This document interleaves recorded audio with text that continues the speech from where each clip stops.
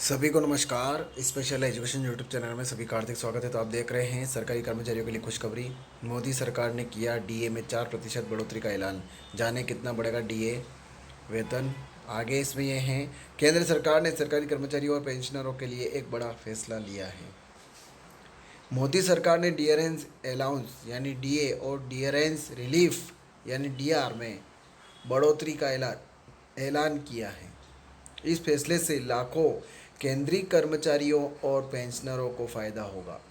सरकार ने जुलाई 2024 से डीए और डीआर में 3% की बढ़ोतरी करने का फैसला किया है।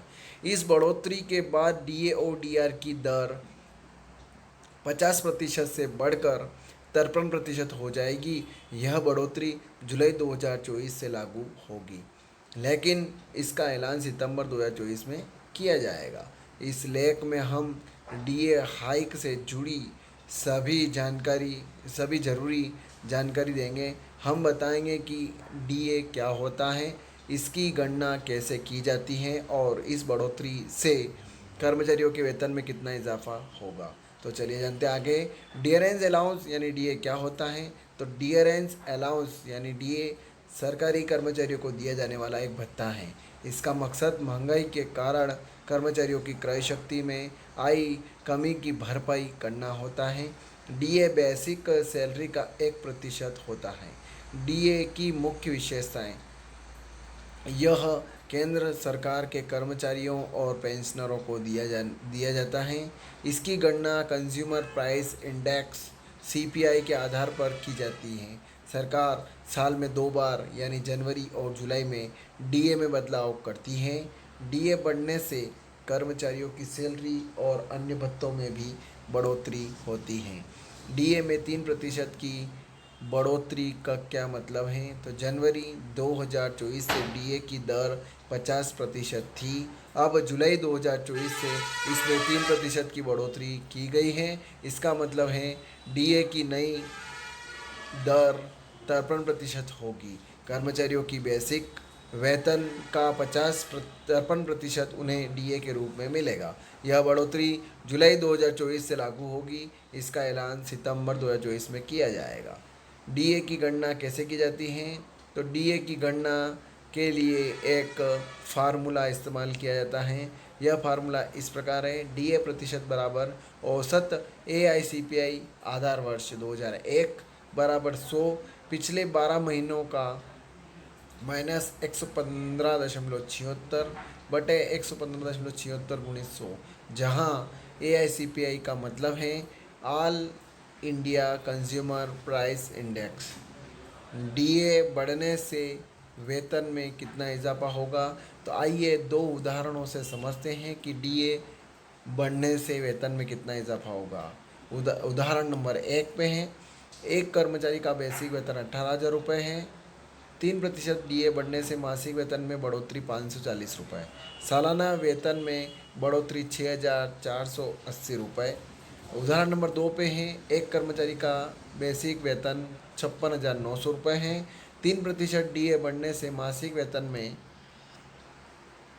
बढ़ोतरी 1,707 रुपये। सालाना वेतन में बढ़ोतरी 20,484 रुपये।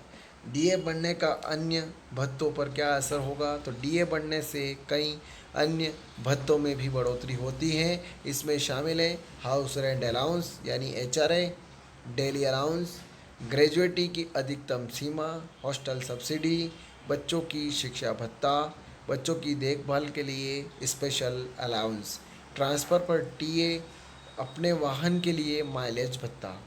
डीए बकाया का क्या होगा। तो कोविड-19 महामारी के दौरान सरकार ने 18 महीनों के डीए बकाए को रोक दिया था। इस बारे में संसद में सवाल भी उठाए गए थे, लेकिन सरकार ने अभी तक इस बकाए को देने का कोई फैसला नहीं लिया है। वित्त राज्य मंत्री पंकज चौधरी ने राज्यसभा में एक लिखित जवाब में कहा था, कोविड-19 के कारण आर्थिक व्यवधान की संदर्भ में केंद्र सरकार के कर्मचारियों पेंशनरों के लिए डियरेंस अलाउंस यानी डीए और डियरेंस रिलीफ यानी डीआर की 3 किस्तों को फ्रीज करने का फैसला लिया गया था ताकि सरकारी वित्त पर दबाव कम हो सके। डीए की 3 किस्तों को फ्रीज करने से सरकार ने 34,402.32 करोड़ की बचत की थी। सरकार ने इस फंड का इस्तेमाल कोविड-19 महामारी के आर्थिक प्रभाव से निपटने के लिए किया था। महंगाई भत्ता यानी डीए बढ़ोतरी का इतिहास। पिछले कुछ सालों में डीए में हुई बढ़ोतरी का विवरण इस प्रकार है। तारीख और डीए दर। जनवरी 2024 में 50% डीए की दर थी। जुलाई 2023 में 46% थी। जनवरी 2023 में 42% और जुलाई 2022 में 38%। जनवरी 2022 में 34% थी। जुलाई 2021 में 31% और जनवरी 2021 में 28% दर थी। डीए हाइक से जुड़े महत्वपूर्ण बिंदु। अब बिंदु कौन कौन से हैं इसमें आगे देख लेते हैं। डीए हाइक जुलाई 2024 से लागू होगा। इसका ऐलान सितंबर 2024 में किया जाएगा।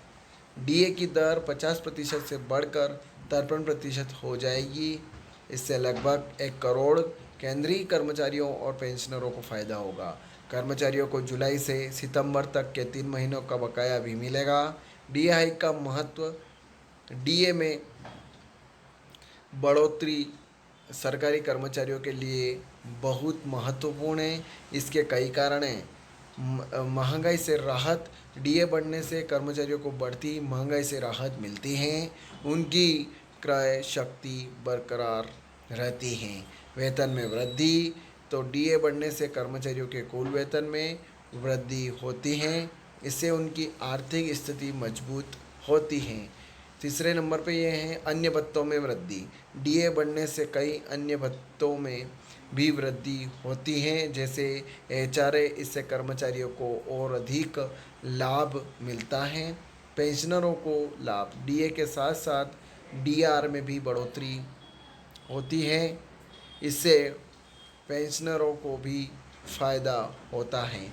अर्थव्यवस्था को गति। तो डीए बढ़ने से कर्मचारियों की क्रय शक्ति बढ़ती है। इससे बाजार में मांग बढ़ती है और अर्थव्यवस्था को गति मिलती है।